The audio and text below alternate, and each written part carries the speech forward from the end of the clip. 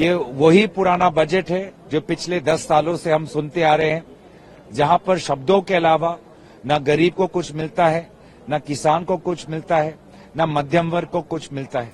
बार बार सिर्फ किसानों और मध्यम वर्ग सिर्फ शब्दों के लिए ही टैक्स में बार बार रिस्ट्रक्चरिंग पहले भी हुआ, लेकिन मध्यम वर्ग को कोई राहत नहीं मिली। जीएसटी जिस प्रकार से जीएसटी, कभी इस पे जीएसटी, कभी उस पे जीएसटी। मुझे ये समझ नहीं आ रहा कि ये भारत सरकार का बजट है कि बिहार सरकार का बजट है। आपने बिहार के अलावा किसी और प्रदेश का नाम सुना वित्त मंत्री जी के पूरे बजट भाषण में? ये बड़ी दुर्भाग्यपूर्ण बात है कि जिन बैसाखियों पे सरकार चल रही है, उन बैसाखियों को स्थिर रखने के लिए उन्होंने बाकी मुल्क की जो विकास है उसको बिल्कुल दांव पे लगा दिया है। और बिहार आज भी बहुत पिछड़ा है। अगर देश के प्रधानमंत्री और वित्त मंत्री ने महसूस किया है कि बिहार को देना है, तो किसी को क्यों आपत्ति होनी चाहिए? और यह बजट गरीब कल्याण का है, गरीबी मिटाने का है, किसान कल्याण का है, मध्यम वर्ग को मदद पहुंचाने वाला है और स्वास्थ्य के क्षेत्र में, शिक्षा के क्षेत्र में भी बहुत सारी योजनाओं की मंजूरी दी गई है। यह बजट रोजगार के अवसर देने वाला बजट है और इस बजट में माननीय प्रधानमंत्री जी के 2047 के विकसित भारत का जो संकल्प है उसको पूरा करने वाला यह बजट है। जहां तक बजट पे आए, ये वही पुराना बजट है जो पिछले 10 सालों से हम सुनते आ रहे हैं, जहां पर शब्दों के अलावा न गरीब को कुछ मिलता है, न किसान को कुछ मिलता है, न मध्यम वर्ग को कुछ मिलता है। विभिन्न टैक्स के जो प्रपोजल्स आते हैं, नतीजे आते हैं, वो सिर्फ बड़े बड़े कंपनियों के मालिकों को फायदा दिलाता है और आज भी यही है। बार बार सिर्फ किसानों और मध्यम वर्ग सिर्फ शब्दों के लिए ही टैक्स में बार बार रिस्ट्रक्चरिंग पहले भी हुआ, लेकिन मध्यम वर्ग को कोई राहत नहीं मिली। जीएसटी जिस प्रकार से जीएसटी, कभी इस पे जीएसटी, कभी उस पे जीएसटी।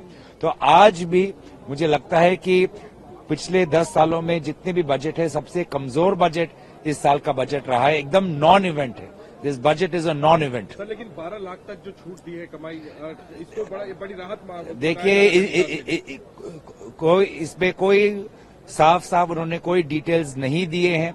सारे उन्होंने कहा बाद में विवरण है। सरकार का ये एक पुराना खेल है कि वो दिखाते एक है और जब आप बारीकी में जाते हैं तो देखते हैं कि इसमें कोई फायदा नहीं हुआ है।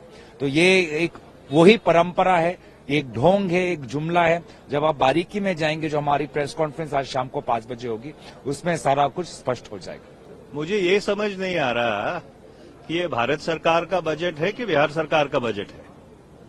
आपने बिहार के अलावा किसी और प्रदेश का नाम सुना वित्त मंत्री जी के पूरे बजट भाषण में?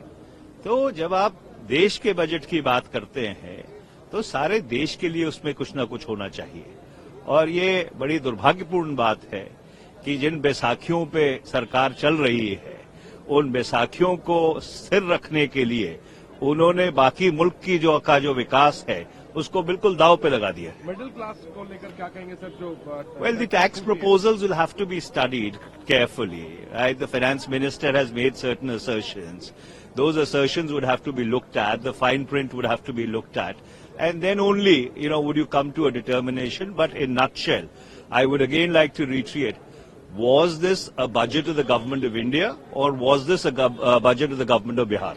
14 करोड़ की आबादी है और हमारे पास एक अच्छी सरकार है वहां, और बिहार आज भी बहुत पिछड़ा है। अगर देश के प्रधानमंत्री और वित्त मंत्री ने महसूस किया है कि बिहार को देना है, तो किसी को क्यों आपत्ति होनी चाहिए?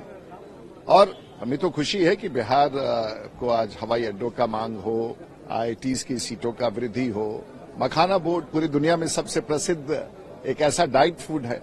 तो अगर भारत की सरकार बिहार के बारे में सोच रही है तो बिहार भी तो भारत का ही अंग है। मैं समझता हूं कि देश के प्रधानमंत्री को और बिहार के मुख्यमंत्री सबको बधाई देना चाहिए एक अच्छे प्रयास के लिए, और मैं समझता हूं कि बिहार की जनता भी आभार व्यक्त करेगी देश के प्रधानमंत्री। कहा जा रहा है चुनाव है साल के अंत में, इस वजह से बिहार को ज्यादा नहीं, आपको ख्याल होगा कि पिछले बजट में भी बिहार के लिए घोषणा हुआ था, इसलिए चुनाव से कुछ लेना देना नहीं। अच्छे काम के लिए हमेशा समय होता है और मैं समझता हूं कि सचमुच बड़ी घोषणाएं बिहार के लिए, चाहे वो सिंचाई के क्षेत्र में हो, सड़कों के क्षेत्र में हो, हवाई अड्डा के क्षेत्र में हो या पढ़ाई के क्षेत्र में हो, बिहार को तो निश्चित रूप से प्राथमिकता मिलनी ही चाहिए। और मैं बिहार का सांसद हूं तो मैं तो उसी की प्रशंसा करूंगा। बिहार में चुनाव है, इसलिए सपना बेचने का काम जरूर हो रहा है, लेकिन आज जो किसानों की माली हालत है, मजदूरों का जो हालत है, छात्र नौजवानों का हालत है, गरीब लोगों का जो महंगाई की मार से पिस रहे हैं, उसके लिए तो कुछ नहीं है। ये तो केवल अपना वादा फरोसी परोसना, इससे तो कुछ निकलने वाला नहीं है। जो रियल इंडिया है वो तो आज भी करा रहा है गरीबी महंगाई से। इतना ध्यान दिया सरकार ने बिहार ने बिहार पे क्या हो गया, और बिहार में पहले क्या नहीं था, अब क्या होने वाला है। मखाना। चलिए आप कह रहे सर तो मखाना बोर्ड बनने से क्या हो जाएगा बिहार को, सो बता दीजिए। नहीं, हम लोग दुखी हैं, हम लोग गुस्से में हैं कि हमेशा बिहार के लोग मोदी सरकार को पिछले 3 चुनाव से जिता के यहाँ भेजते हैं, यहाँ सरकार बनवाने का काम करते हैं, और बिहार को हमेशा ठगने का काम हो रहा है। सर लेकिन बिहार के लिए इतने ऐलान हुए कि आपके ही सांसद मनीष तिवारी पूछ रहे हैं कि भारत सरकार का बजट है या बिहार सरकार का बजट है। नहीं, मनीष तिवारी जी को गलतफहमी होगी।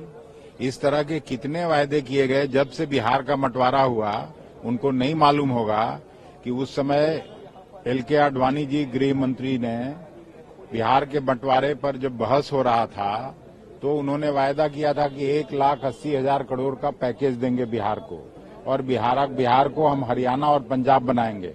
उसमें भी मनीष जी के स्टेट का नाम लिया गया था। तो आज बिहार को न तो वो ये मिला, केवल छलावा के अलावे पैकेज तो नहीं मिला। यही प्रधानमंत्री जी जाके 1,25,000 करोड़ का पैकेज का घोषणा किए थे, वो भी छलावा साबित हुआ। बिहार के साथ धोखा के अलावा कुछ नहीं हुआ पिछले 11-12 साल। ये पूरे देश के साथ साथ बिहार को भी प्राथमिकता मिली है, और बिहार में बहुत बड़े परियोजनाओं की स्वीकृति दी गई है। और यह बजट गरीब कल्याण का है, गरीबी मिटाने का है, किसान कल्याण का है, मध्यम वर्ग को मदद पहुंचाने वाला है, और स्वास्थ्य के क्षेत्र में, शिक्षा के क्षेत्र में भी बहुत सारी योजनाओं की मंजूरी दी गई है, और जिसके माध्यम से उत्तम स्वास्थ्य और उत्तम शिक्षा, तकनीकी शिक्षा को बढ़ावा मिलेगा। यह बजट रोजगार के अवसर देने वाला बजट है, और इस बजट में माननीय प्रधानमंत्री जी के 2047 के विकसित भारत का जो संकल्प है उसको पूरा करने वाला यह बजट है। और बिहार में विशेषकर जो मखाना बोर्ड स्थापना की स्वीकृति हुई है, वहां जो कोसी के क्षेत्र हैं और कोसी के क्षेत्र के लिए जो परियोजनाओं की स्वीकृति मिली है, इससे बाढ़ के विभीषिका में भी कमी होगी, सिंचाई भी इससे उपलब्ध होंगे, और कोसी के क्षेत्रों को, खासकर किसानों को काफी मदद मिलेगा। वहां ग्रीन एयरपोर्ट की भी जो स्वीकृति हुई है, उसके अलावा वहां बहुत सारी ऐसी बातों को बिहार के विकास को देखते हुए, बिहार की स्थिति को देखते हुए, वहां के बिहार के विकास के लिए और बिहार के कल्याण के लिए माननीय प्रधानमंत्री जी के नेतृत्व में आज जो माननीय वित्त मंत्री जी ने जो बजट में प्रावधान किया है, इसके लिए माननीय प्रधानमंत्री जी को और वित्त मंत्री जी को बहुत बहुत बिहार वासियों की ओर से बहुत बहुत आभार। मैं कहूंगी ये मिडिल क्लास की सबसे बड़ी जीत है। ये 240 वोट पर आने की जीत है, क्योंकि जिस तरीके से पिछले 10 साल से मिडिल क्लास की यही मांग थी कि हम लोग सैलरी कमाते हैं, उससे ज्यादा खर्चा हमारा टैक्स में चला जाता है, ना सेविंग होती है, ना इन्वेस्टमेंट होता है। आज फाइनली उनकी सुनवाई हुई है, तो मैं उसका स्वागत करती हूँ। पहली बात ये, बिहार सोच रहा होगा कि काश हर साल चुनाव हो बिहार में, जैसे हमारी जो केंद्र सरकार है उनके बारे में कोई योजनाएं बता सकें। बिहार में चुनाव आ रहा है, 2 तरीके से पता चलता है, जब ध्रुवीकरण शुरू करते हैं और आम आदमी का बजट अनाउंस होता है। तो बिहार भी उम्मीद कर रहा होगा। बाकी सारा विस्तार से, महिलाएं हों, हमारे किसान हों, युवाओं के लिए रोजगार के माध्यम हो, हम उन सबको पहले देखूंगी, पर उम्मीद करती हूँ उन सबको ध्यान में रखकर, जैसे मैंने आज सवेरे भी कहा था, उनका 8th record term consecutive budget है, वो रिकॉर्ड पार करते हुए वो जनता 1.4 बिलियन नेशन के जो जनता है वो उनको तरफ देख रही थी कि उनको राहत की सांस मिलेगी।